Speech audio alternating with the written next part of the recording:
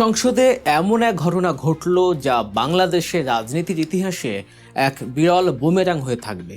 নিজের পাতা ফাঁদে কিভাবে নিজেই আটকে যেতে হয় আর অতি উৎসাহ দেখাতে গিয়ে কিভাবে নিজেদের শীর্ষ নেত্রীকে অপমান করে হাততালি দিতে হয় তার এক চরম লজ্জাজনক ও নাটকীয় দৃশ্যের সাক্ষী হলো গোটা দেশ।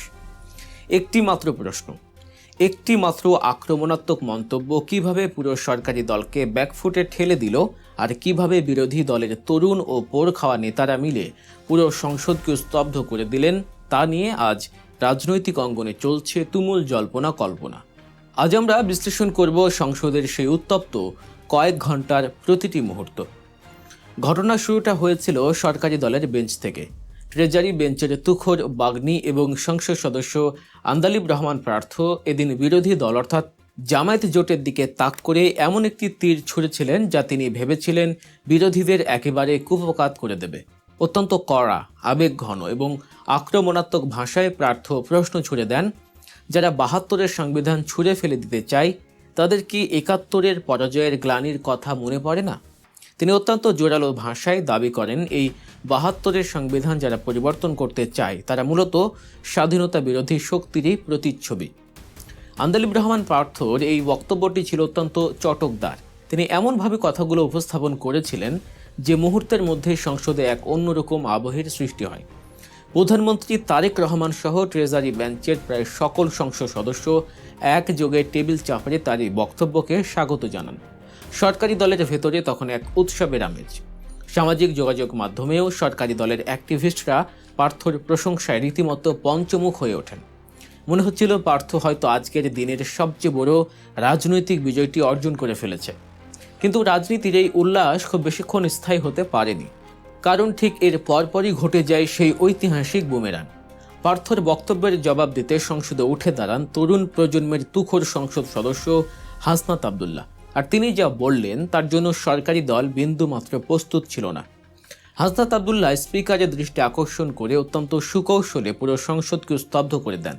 তিনি সরাসরি স্মরণ করিয়ে দেন যে ৭২-এর এই সংবিধান ছুঁড়ে ফেলে দেওয়ার যে ঐতিহাসিক ঘোষণার কথা বলে আন্দালিব রহমান পার্থ বিরোধীদের আক্রমণ করছেন, সেই ঘোষণাটি একসময় স্বয়ং সাবেক প্রধানমন্ত্রী এবং বিএনপির চেয়ারপারসন বেগম খালেদা জিয়াই দিয়েছিলেন। হাসনাত আবদুল্লাহ প্রকাশ্যেই বলেন, ক্ষমতায় এলে এই বাকশালী সংবিধান তিনি ছুঁড়ে ফেলে দেবেন, এই কথা বেগম খালেদা জিয়াই বলেছিলেন। তরুণ এই সংসদ সদস্য এখানেই থামেননি। অত্যন্ত ক্ষোভের সাথে তিনি সরকারি দলের দিকে আঙুল তুলে বলেন, বিরোধী দলকে রাজনৈতিকভাবে খোঁচাতে গিয়ে আন্দালিব রহমান পার্থ প্রকারান্তরে স্বয়ং বেগম খালেদা জিয়াকেই চরমভাবে অপমান করেছেন। আর সবচেয়ে বড় লজ্জার বিষয় হলো সরকারি দলের এমপিরা টেবিল চাপড়ে নিজেদের নেত্রীর সেই অপমানকেই সমর্থন জুগিয়েছেন।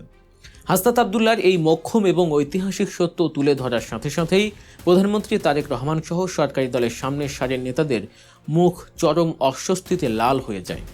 যে এমপিরা কিছুক্ষণ আগেও টেবিল চাপড়া ছিলেন তারা বুঝতে পারেন যে আবেগ আর অতিভক্তির বশবর্তী হয়ে তারা কত বড় এক রাজনৈতিক ভুল করে ফেলেছেন।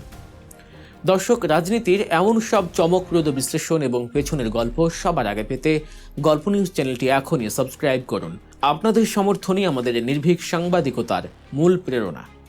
সংসদের এই চরম উত্তেজনার মধ্যে সংবিধান ইস্যুতে সরকারি দলকে রীতিমতো একটি আইনি এবং রাজনৈতিক ক্লাস নেন জামায়াত ইসলামী সংসদ সদস্য এবং সুপ্রিম কোর্টের প্রখ্যাত আইনজীবী ব্যারিস্টার নাজিবুর রহমান মোমেন।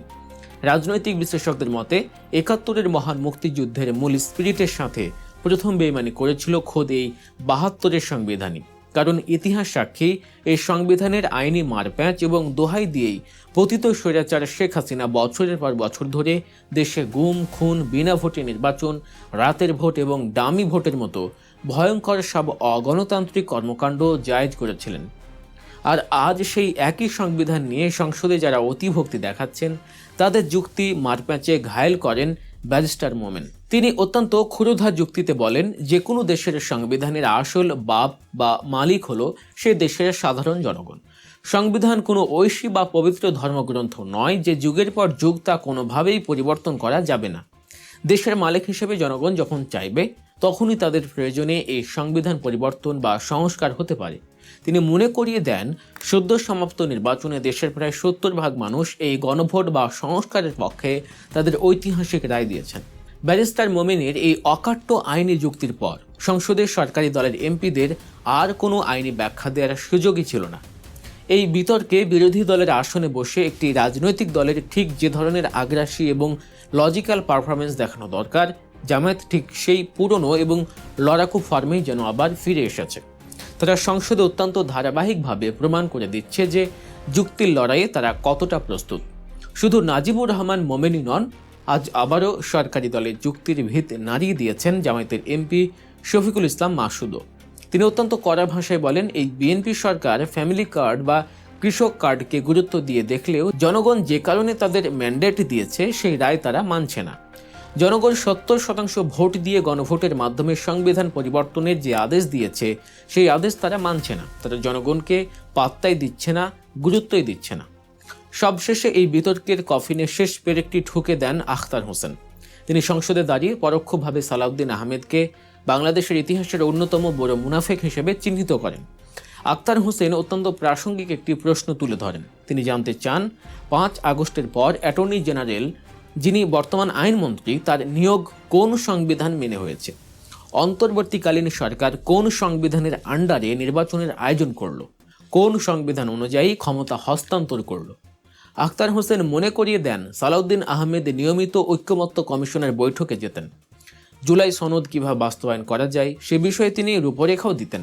গণভোটের বৈধতার কথা তিনি প্রথম বর্ণনা করেছিলেন। অথচ সেই সালাউদ্দিন আহমেদ আজ স্বরাষ্ট্রমন্ত্রী হয়ে আগের সব বক্তব্যের সাথে সাংঘর্ষিক এমন কথা কিভাবে বলেন? জুলাই সনদ বাস্তবায়নের অধ্যাদেশ জারির রাতে বিএনপি মিটিং করে মির্জা ফখরুলের নেতৃত্বে অন্তর্বর্তীকালীন সরকারকে ধন্যবাদ জানিয়েছিল। সেই একই অধ্যাদেশকে এখন কিভাবে তারা সংসদে দাঁড়িয়ে অবৈধ বলে দাবি করে? এই অধ্যাদেশ তারা মানতে চায় না। আখতার হোসেনের মতে এর থেকে বড় মুনাফিকি বাংলাদেশের ইতিহাসে আর কেউ কি করেছে? তিনি উল্লেখ করেন, তারেক রহমান নিজে আবু সাইদের রংপুরে দাঁড়িয়ে দয়া করে গণভোটে হ্যাঁ ভোটে দিতে বলেছিলেন। তার সংসদে এখন কি কারণে সেই বিষয় নিয়ে আবার আলোচনা করতে হচ্ছে তা নিয়ে প্রশ্ন তোলেন আখতার হোসেন। সব মিলিয়ে গতকালকের সংসদীয় বিতর্ক প্রমাণ করেছে যে পূর্ব প্রস্তুতিহীন এবং আবেগতাড়িত আক্রমণ রাজনীতিতে কতটা ভয়ানক হতে পারে।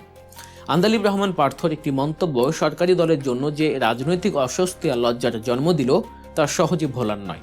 অন্যদিকে আইনি ও রাজনৈতিক যুক্তিতে বিরোধী শিবির যে শক্তিমত্তার পরিচয় দিয়েছে তা আগামী দিনের রাজনীতির জন্য এক বড় বার্তা।